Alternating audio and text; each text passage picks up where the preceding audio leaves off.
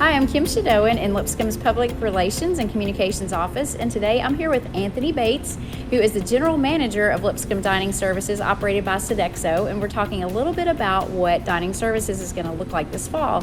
Thanks for joining me today. I appreciate you taking a few minutes out of your busy day. You're so welcome. So we're sitting here in the Bison Cafe. Few little changes I know right behind us. Under construction, under as construction, we speak, that's with right. 2 weeks left to go. That's right. Lots of time, plenty of time.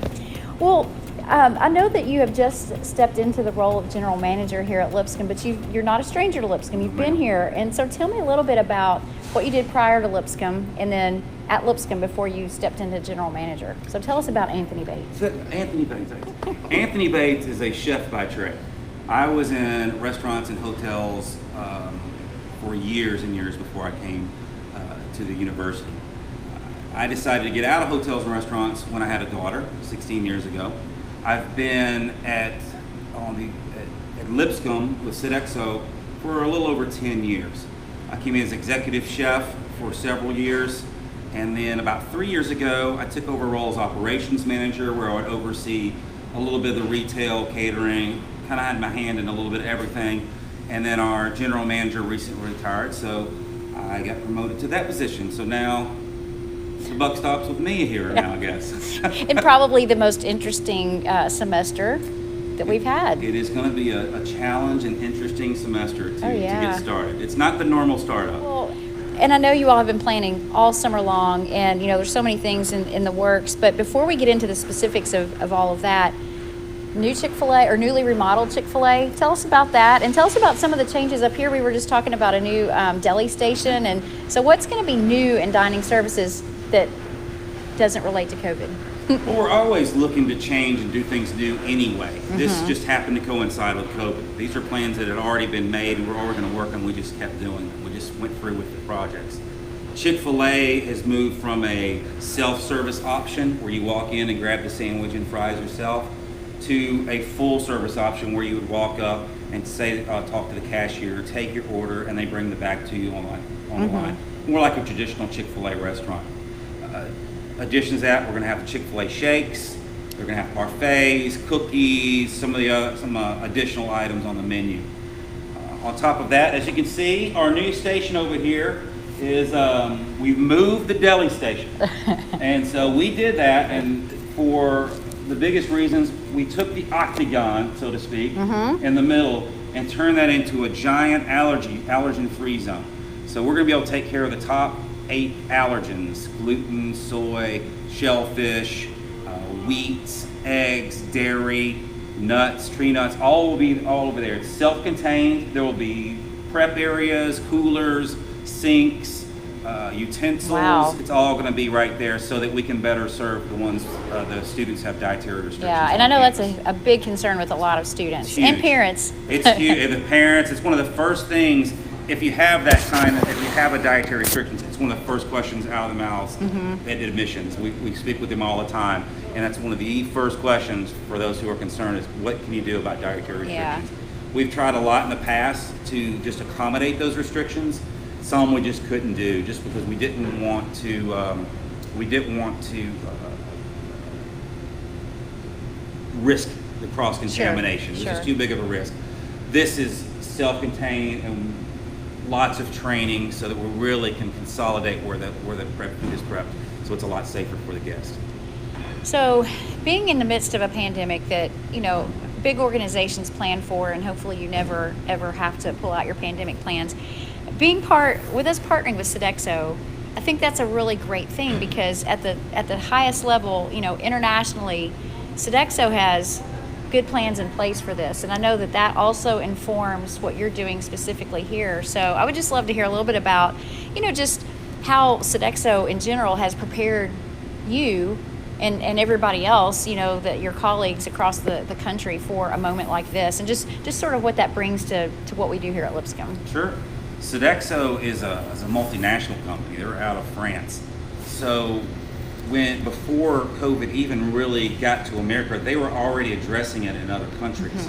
So by the time it got here, they'd already started the ball rolling on what needed to be done. That goes on a global level. From there, they would break it down into North America and universities. So they get a global plan, okay, this is how we're gonna do it, and then the university segment really start to get the broad, general, okay, this is how we're gonna play this is how we're gonna plan this. From there, it's able to go down even to the unit levels where I say, okay, this is great for, as a template, for Lipscomb, I need to do this. Lipscomb, I need to do that, as opposed to any other school in the country. So it's really, they gave us the opportunity where I didn't have to come up with all this on my own. They had teams working on this behind the scenes. We had calls from March on. I mean, we've been working on this for months, globally, nationally, and even locally. So we feel like we're really prepared to get this to start up safely. So I know, in addition to so many changes, or all the changes that you've been making, you've got some plans in place as far as disinfecting and just the different way of doing dining here at Lipscomb. So would love to hear just some of those protocols that you have in place, and I know we're going to talk about maybe some new locations on campus, Right. but how are you preparing to do things differently from that health and protection standpoint, like maybe in Bison Cafe even? Sure, Bison Cafe is probably gonna be the most affected. Yeah. Because there's no buffets anymore. We can't have the guests walk in and touch a tong or serving utensil over and over and over again. So all the stations will be served by one of our employees from behind the line. We'll keep all the plates behind the lines, all the utensils, all the condiments. Everything is guest-free touching as best we could. And those will all be asked for and served and handed to the guests. You wouldn't walk in and get a pizza and then take your plate and hand it to the grill cook, for example. New plate, new thing. Kind of like when you go to a salad bar, you don't bring your plate back. Right. You get a new plate for everything. The most obvious thing you'll see is masks. We'll all be wearing masks. Not wearing it now, but we'll be wearing masks all the time. We're apart. That's all campus, all over campus, though, I believe. Yeah. So we'll be doing that. Gloves, obviously, all the time. We've added table cleaners. Just the amount of people cleaning the tables. The type of chemicals we're using on the tables have changed to where it's effective to kill the COVID virus rather than our just traditional disinfectants. We also have seating. Yeah. If you'll notice, you might not be able to see it, but we've reduced the seating in the Bison Cafe by 50%, and that's all over campus. So it's going to be a little more challenging to feed. We would normally feed 800 people for lunch. Well, not going to happen in here for a regular lunch. So it's going to be a little more dispersed. There's going to be changes for everybody. They're going to have to adjust to make that And I think there's even maybe some plexiglass and all of that plexiglass, too. yes ma'am, plexiglass on all of our cashiers to keep them safe. That will be on all the cashier stations as well. But even with all of this, and we'll talk about some of the new places you can go and get food on campus in a minute, but I know that you're still very concerned, though, with the quality of food and the service. So even with all of these changes, I mean, our students and parents can kind of rest assured that they're still going to get great quality food. That's the expectation. Yeah. That is the bottom line. We have Yeah. to serve good food. And there are a lot of ways this could have been done. Some schools are doing all-to-go boxed meals where they just come and grab. That's not what we want to do here. Yeah. We want to keep the experience as real as it can be. And it was very important to find ways to do that so that we can still serve the food we're normally accustomed to serving. We're just serving it instead of that, because we don't want everybody to walk in, just get a sandwich and leave. That's not a very good dining experience for anyone.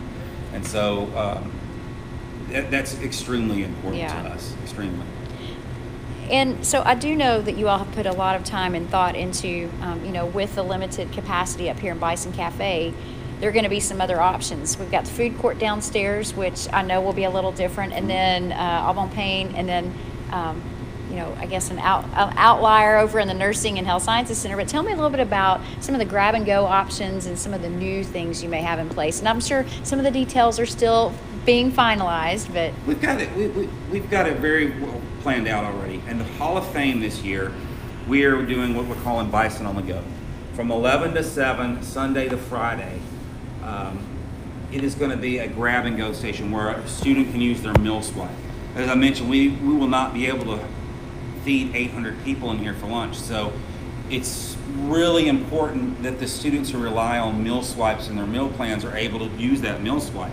So they will be able to go to the Hall of Fame room, and there will be hot meals there, cold meals, pick four, grab and go. So we'll be serving some of the same hot items here over there where they can just grab it, use a meal swipe, and move on.